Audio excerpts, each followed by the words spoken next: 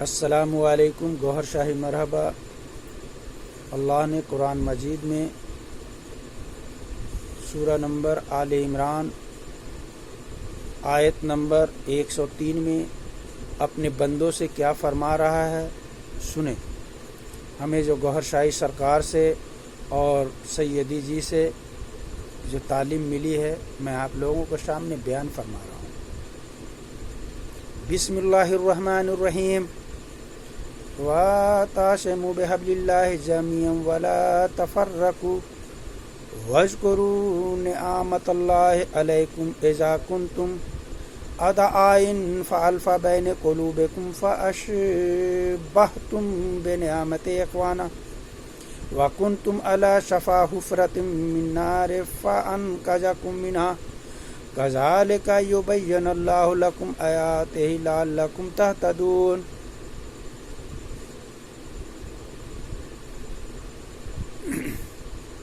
ترجمہ۔ اور اللہ کی رسی نور کی تار مضبوطی سے تھام لو، سب مل کر آپس میں پھوٹ نہ جانا، فرقوں میں نہ بٹ جانا، اور اللہ کا احسان اپنے اوپر یاد کرو۔ جب تم میں بیر تھا اس نے تمہارے دلوں میں ملاپ کر دیا، تو اس کے فضل سے تم آپس میں بھائی ہو گئے، اور تم ایک غار دوزخ کے کنارے پر تھے، اس نے تمہیں اس سے بچا دیا۔ اللہ تم سے یوں ہی اپنی آیتیں بیان فرماتا ہے کہ کہیں تم ہدایت پاؤ۔ اللہ تعالی ہم لوگوں کو یہ آیت میں ہدایت فرما رہا ہے، نصیحت فرما رہا ہے کہ ہم نے جو آپ کو حبل اللہ کی رسی، جو نور کی رسی ہے، اسے مضبوطی سے تھام لو، یعنی محمد صلی اللہ علیہ وسلم کی پیغام کو آپ مان لو اور اسے حق مانو، اور ان کی ہر بات پہ آپ عمل کرو، یعنی کوئی ایسی بات نہیں ہے جو ان کی عمل کے لائق نہیں ہے۔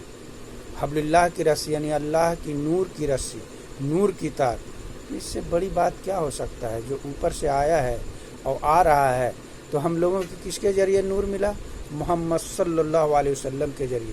تو ہم لوگوں کے نبی کو تھام لینا ہے، نبی کی بات کو مان لینا ہے، وہی حبل اللہ ہے۔ اگر نبی کی بات کو مان لیا، اور اس وقت تو ہم لوگوں کو نبی صلی اللہ علیہ وسلم کی ظاہری صحبت تو نہیں مل رہی ہے، تو ہم لوگوں کو کیا مل رہا بھائی؟ ولیوں کی صحبت، ولی اللہ جو اللہ کا دوست ہوتا ہے اس کی صحبت مل رہی ہے، مومنوں کی صحبت مل رہی ہے، عالموں کی صحبت مل رہی ہے۔ مگر ہمیں اس وقت جو ہے کہا گیا ہے کہ اپنے مرشد کو جان اور پہچان لو، اس کے بعد آپ اسے پکڑو، یعنی جو حبل اللہ کا رسی ہے نا، اسے تھامنے کے لیے بہت جان پہچان پرکھ کر لو، ایسی مت حبل اللہ کی رسی کو تھام لو۔ اگر وہ رسی کہیں اور سے شیطان سے جڑا ہوا اور آپ نے تھام لیا جعلی پیر کو، تو آپ کو تو وہیں پہنچا دے گا۔ اسی لیے کامل ذات کو ڈھونڈو، اس کو تھامو، وہ حبل اللہ تک پہنچائے گا، وہ اللہ تک پہنچائے گا، وہ رسی ہے، مین تار وہی ہے۔ تو ہمیں جب وہ مل جائے گا، ولیوں کا صحبت مل جائے گا، تو پھر وہ ہمیں نبی سے ملا دے گا، اور جب نبی سے ملا دے گا تو نبی پھر ہمیں اللہ سے ملا دیں گے۔ کہے کہ پھر تو وہی ہے کہ جب آپ نبی سے ملے پھر اللہ سے ملے، تو نبی کے بنا اللہ نہیں ہے۔ اللہ سے ملنے کے لیے آپ کو حبل اللہ کی رسی جو ہے وہ تھامنا پڑے گا، نور کی تار کو، اور نور کی تار مرشد جوڑتا ہے، جو دل سے جوڑے گا اوپر جائے گا۔ پہلے ایک تار نیچے سے آ رہا تھا، مگر گوہر شاہی سرکار پہ قربان جائیں ان کی عظمت پہ کہ 7 تار نیچے سے جا رہا ہے، جتنے بھی گندے ہیں۔ اسی لیے تو جتنے بھی گنہگار لوگ ہیں اسے بھی ذکر قلب دیتا ہے اور ذکر چل جاتا ہے۔ پہلے ذکر قلب کے لیے 12 سال کا چھلا ایک لقمہ اگر حرام کا کھا لیتا تھا تو سمجھ لیے اس کو بیکار ہو جاتی تھی اتنی عبادتیں۔ جسے کہا گیا ہے کہ اگر آپ ایک لقمہ حرام کا کھا لیتے ہیں تو 40 دن تک آپ کی دعا قبول نہیں ہوگی۔ آپ بتائیں اس دور میں ممکن ہے ایسا؟ کوئی بھی عالم ہو، کوئی بھی ہو، وہ یہ پتہ کرتا ہے کہ یہ جو ہمیں ملا ہے، پیسہ ملا ہے، جو دولت مل رہا ہے، وہ کہاں سے آ رہا، کون ہمیں کیسا پیسہ لا کے دے رہا، حق لا کے دے رہا، حلال لا کے دے رہا، حرام کا لا کے دے رہا؟ نہیں نا، وہ کھا رہا. تو اب بولے جب ایک لقمہ کھانے کے بعد 40 دن تک دعا قبول نہیں ہوگی تو آج ہم لوگوں کا حال یہی ہے. اسی لیے 72-73 فرقوں میں کیا بلا بولا گیا. اور اللہ کی رسی مضبوطی سے تھام لو, سب مل کر آپس میں پھوٹ نہ جانا, فرقوں میں بٹ نہ جانا. اگر ہم لوگ آپس میں تھام لیں گے مضبوطی سے رسی تو فرقے میں نہیں بٹیں گے, پھر سیدھے کہیں گے امتی ہوں آپ کا یا رسول اللہ.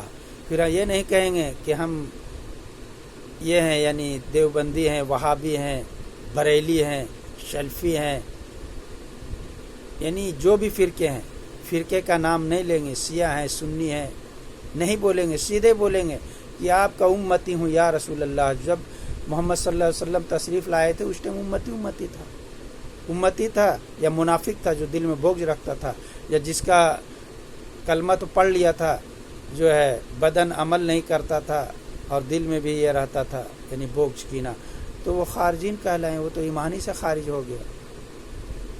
تو اسی لیے بتایا گیا ہے کہ آپس میں میل رکھو, پھوٹ مت جانا, بٹ مت جانا.